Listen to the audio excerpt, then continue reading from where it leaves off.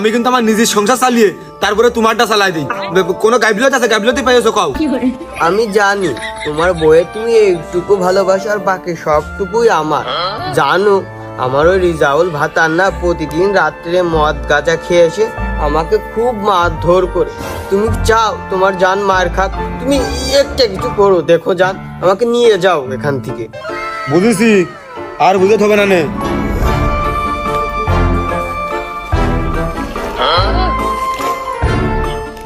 কলা আছে, আলু আছে, পটল আছে, ঝিঙে আছে, উস্তে আছে, দেখে নাও। এই আমি না এই জায়গায় আর বেশি দিন থাকতে পারবো না নে। তুমি একটা কিছু করো, না আমার হারাতে হবে না। সামনের মাসের বেতনটা আমার একটু সবর করো। আর হ্যাঁ, এই বাজারের থইলে সবাই পাড়ার লোকজন দেখলে গোবে না, গেলে খালি হাতে আসলে থইলে হাতে কোষের মধ্যে নিয়ে যায়, দেখা হবে না। থাকো, হ্যাঁ ঠিক আছে।